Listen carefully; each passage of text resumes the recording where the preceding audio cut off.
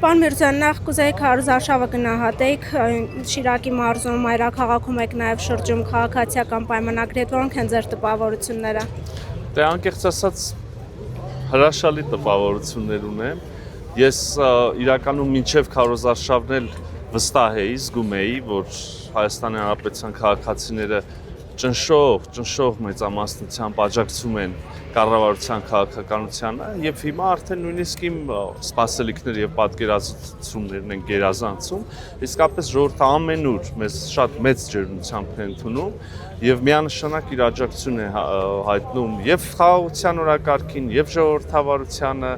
եւ ընդհանրապես Հայաստանի Հանրապետության ինքնիշխանության, ինչը իհարկե շատ ոգևորիչ է։ Կարող են մեկ քաղաքացիներին հասցնել այդ խաղաղության օրակարգը այն իմաստով, որ ձեր հիմնական մրցակիցները փորձում են ստվերել խաղաղության գործընթացը, նշել, որ սա իսկական խաղաղություն չէ, երաշխավորներ են պետք, նախընտրական նաև նվեր է Հայաստանին։ Իրականում եթե սկզբում,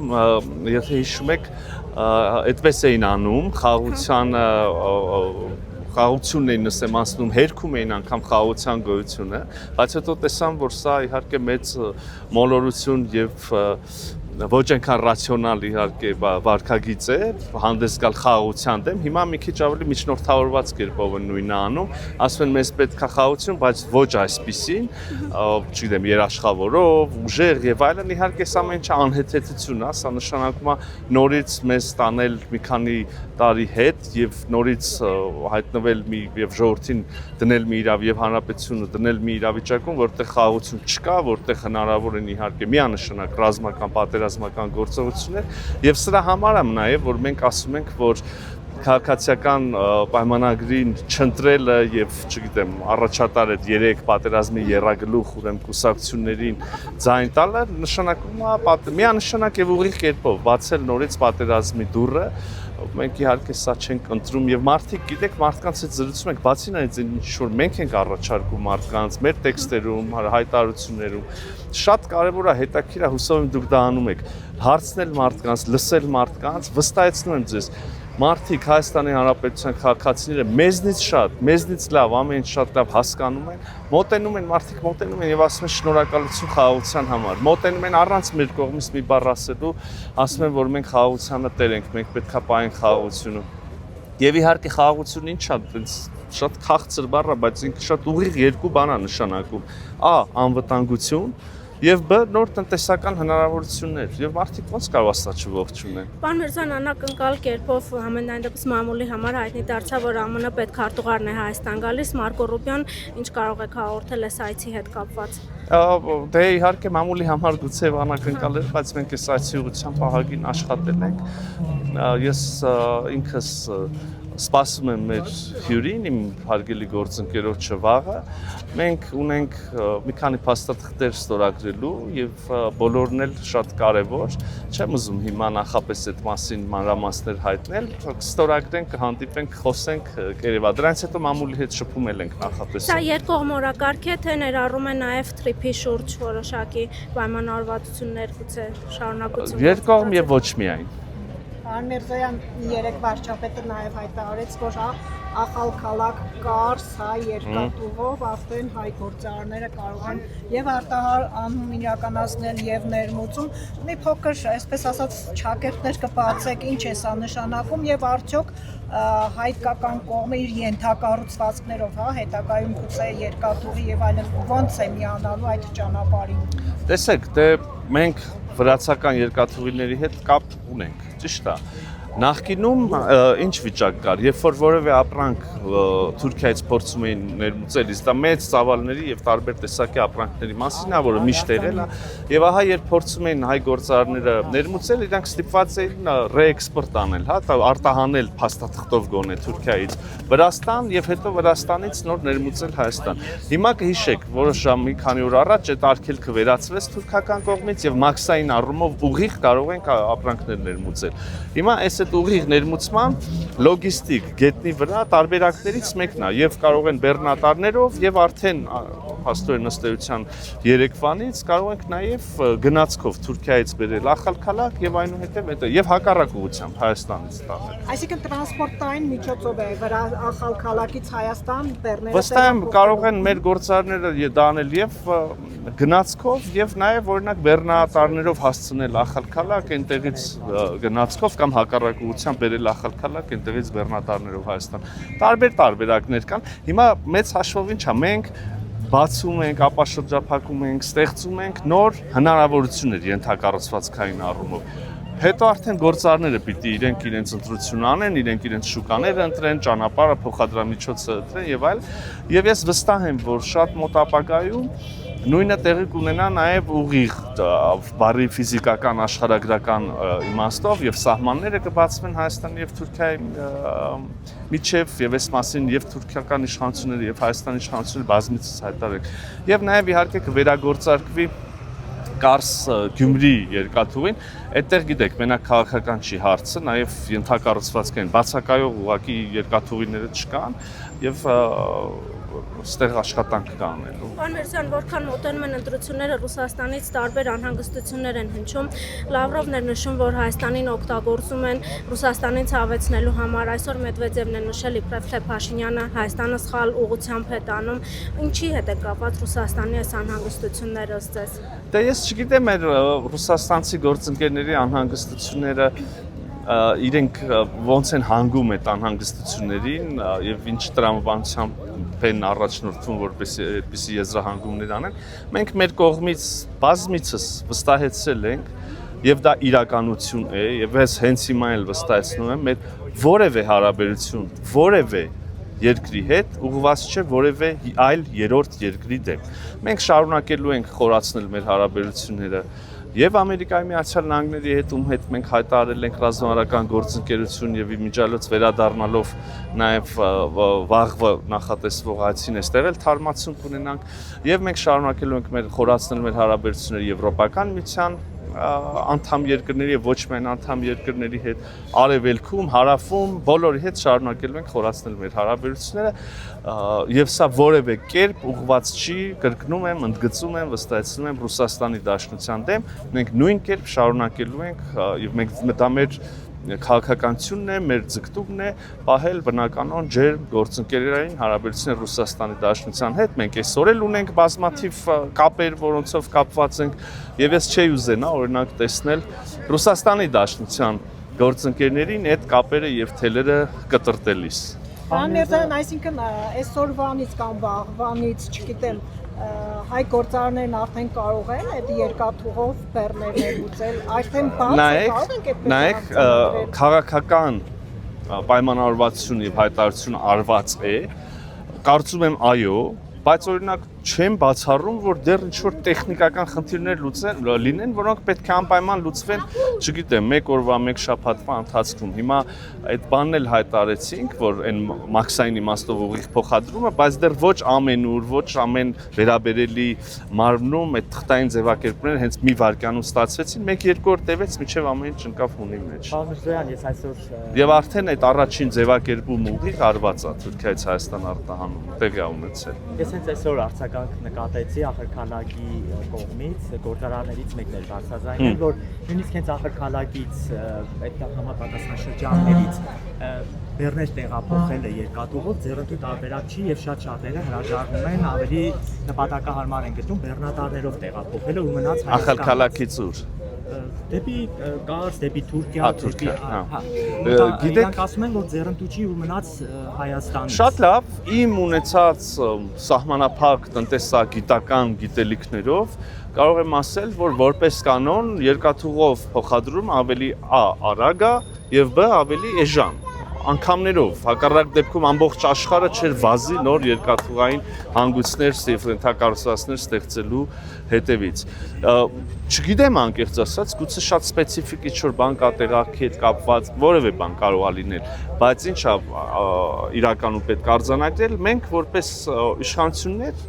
ստեղծել ենք հնարավորություն։ Մի հատ եղել է երեք, չգիտեմ, մի հատ էդ եղավ, վաղը մի այլ հնարավորություն կստեղծվի տարբեր ուղղություններով։ Մենք ասենք, չգիտեմ, X պետության հետ երբ որ ինչ-որ տնտեսական համագործակցության հուշագիր ենք ստորագրում, պայմաններ ենք ստեղծում։ Իշխանությունները կարող են միջավայրը ապահովել, կանոնները ապահովել, ենթակառուցվածք սարքել, երբ որ պետք է։ Մնացածը գործարներ իրանք պետք է կողմնորոշվեն։ Իրանք որ ուղղությամբ են ուզում գնան, բերեն, տանեն, որ ենթակառուցվածքից օգտվեն։ Մենք իրենց փոխարեն այդ բիզնեսը չենք կարող գնահատել եւ անել, էլի։ Արդեն մոտապես մարդիկ կան, ասում են 40 օր բեռնատարներ մնացել են Լարսի անցակետում։ Ուզում եմ հասկանալ ճիշտ է էկոնոմիկայի նախարարության հիմնական դիրքերում է, բայց որպես արտգործնախարար ինչ-որ բան ձեռնարկում է, որտեղ մեր հայ բեռնատարի վարորդները մնացել են, այսպես ասած, անպաշտպան վիճակում եւ դիմում են իշխանությանը, որ ինչ-որ ձևով իրենց օգնություն ցուցաբերեն։ Նախ բան արվեց։ Այո, իհարկե լսել ենք խնդրի մասին, տեղյակ ենք խնդրի մասին։ Միանգամից ուզում եմ ասել, որ խնդիրը այն ծավալների չի եւ այն խորության չի, ոնց ներկայացվում, կներեք շատ հաճախ միտումնավոր շահարկվում է եւ առանձին քաղաքական ուժերի համակիրների եւ որոշ դեպքերում նաեւ առանձին ԶԼՄ-ների, լրատվության միջոցների կողմից, բայց խնդիրը կա։ Հիմա, բայց նաեւ այս խնդիրը եղել է միշտ տասնամյակներ առաջ, մի տարի առաջ, մի շաբաթ առաջ, այսօր ինչ որ կերպ կարող է լինի եւ կարծում եմ կլինի վաղ, այսինքն այսպիսի ծավալի փոխադրումների ժամանակ մշտապես այդպիսի խնդիրներ կարող են առաջանալ։ Հիմա մենք ինչ ենք առնվազն լսում համապատասխան այդ վերաբերելի ռուսական ուրեմն գործակալություններից, հա։ Ասում են, այսինչ ապրանքը չի համապատասխանում այսինչ բաղադրությանը, լաբորատորիա փորձաքննություն են անում, երբեմն պարզվում է, որ այդ ենթադրությունը ճիշտ չի եւ ապրանքը կարող անցնել, երբեմն պարզվում է, որ ճիշտ է, ձեր համար գաղտնիք, հա, որ կարա լինի հայաստանյան արտադրության տասնյակ որակյալ ապրանքների կողքին մի բան, որը որ ընդհանրապես չի համապատասխանում, չունի այդ որակը, չգիտեմ, կարա անթուք միջև հիշում եմ հրաշալի հայկական կոնյակի հետ կարա լինի գույն տված բան, սպիրտ, հա, ներողություն մի ընդհատեք ինձ։ Հիմա այսպիսի բաները որևէ երկիր իրավունք ունի փակել, կարծում եմ այո, մենք պետք է մենք էլ նույն ձև փակենք անորակ ապրանքի մուտքը Հայաստան, կարծում եմ այո։ Կա տեղ, ես չեմ ուզում հերքեմ, ժխտեմ, կարա լինի նախորդիվ քննարկված այդ անհանգստություններից բխող քաղաքական շերտել, խոսենք, հասկանանք, կառուցողական կերպով կլուծենք։ Համար ասում են ծրագիրը կա, բաց են թողնում, բայց հայկականի համար ասում են ծրագիր չկա, չեն կարող Հայկականը բազմաթիվ ապրանքներ անցնում են Ռուսաստանի Դաշնություն հիմա։ Հիմա ես չեմ ուզում անվանապես, ես նաև հիմա որ ջանք գործադրեմ կամ նույնիսկ առաջ ջանք գործադրելու, մեր երկրու անուն ապրանք էլ կասեմ, այսիշ բանի մուտքն է արգելված։ Եվ դուք եւ որևէ մեկ եւ այդ ապրանքի տերնել ու արտադրողն էլ չի կարող ասի, որ այդ ապրանքը այն որակը ինչ որ պետք է, հա։ Համերձյան Գյումրի Կարսի եւ նաեւ կան հայկական արտադրատեսակներ, որ հանգիստ մտնում են։ Գյումրի Կարսի հետ կապված ես առավոտյան լսեցի, որ վարչապետը ասեց նախագիծ է արդեն կազմվում եւ նաեւ ցամաքային ավտոմոբիլային ճանապարհի բացման մասին եւս ակնարկեց, ով է իրականացնելու, արդյոք հայկական կողմն է այդ ամեն պարտավորությունը իրականացնելու եւ քանի որ ռուսական կողմի հետ եւս բանակցություններ կային երկաթուղու հետ կապված, արդյոք այսպես ասած ծախողվել է այդ բանակցությունը ռուսական կողմի ներդրումների հետ կապված։ Չէ, տեսեք, Հայաստանը պատմական հնարավորություն ունի դառնալ մի այլընտրանքային օղակ արևմուտք արևելք այս նոր ապրանքային շարժի առևտրի մեջ, հա, այդ շարժը այսպես թե այնպես լինելու է։ Մենք պատմական հնարավորություն ունենք դառնալ կարևոր առանցքային հանգույցներից մեկը, այդ հնարավորությունը մենք բաց չենք թողելու, չի կարելի, դա մենք ինքներս մեզ երբեք չենք կարող ներել։ Հետևաբար այդ հարցը պետքա լուծվի։ Այն բացակայող երկաթուղու հատվածը, որը չկա եւ հետեւաբար Գյումրի Կարս կապը չի գործում, պետքա կառուցվի։ Հիմա խոսում ենք ռուսաստանցի գործընկերների հետ, կստացվի իրենց հետ համատեղ, կստացվի, չի ստացվի, որևէ այլ լուծում կգտնենք, բայց այդ հարցը պետք է լուծվի։ Պարոն Միրզոյան, Դմիտրի Մեդվեդևը հայտարարել է, որ Հայաստանի վարչապետ Նիկոլ Փաշինյանը Ռուսաստանի հետ խզման ուղի է ընտրել եւ դա պետք է բացահայտորեն խոստովանել։ Ձեր մեկնաբանությունը սրա վերաբերյալ արդյոք Հայաստանը այդ պաշտոնյայի տեղեկությունները սխալ են, Հայաստանը շահագրգռված չի Ռուսաստանի հետ քաղաքական, տնտեսական, մնացած բոլոր կապերը խզելու մեջ, հակառակը քիչ առաջ հավաստիացրեցի եւս մեկ անգամ, որ մենք տրամադրված ենք եւ ուզում ենք եւ ջանալու ենք պահել մեր բնականոն հարաբերությունները եւ խորացնել դրանք։ Այդ դեպքում ըստ պարոն Լոզան ինչի համար են այս հայտարարությունները այն էլ բարձրաստիճան պաշտոնյաների մակարդակով։ Չեմ ուզում մեկնաբանել, չգիտեմ, վստահ չեմ, շատ չեմ էլ հասցնում քարոզարշավի ընթացքում հետևել, բայց ենթադրում եմ դուք էլ մասնագիտացած եք այդ ոլորտում որ հարց եք տալիս, խելացի անձնավորություն եք, փորձեք ձեր ենթադրությունները անել։ Եվ որպես ասկորձնախարար կուզենայի նաև այդ 300,000 ադրբեջանցիների Հայաստանում բնակեցման մասին տարածվող լուրերի նաև անդրադառնալ հաստատել։ Կարա մի հատ ես հարց տամ։ Քանի անգամ կարելի է մեկնաբանել, արձագանքել ապուշությանը, կատարյալ անհեթեթություն։ Սրիկ իսկ մեր հերքումից հետո նույնը կրկնել եւ կրկնել, կարա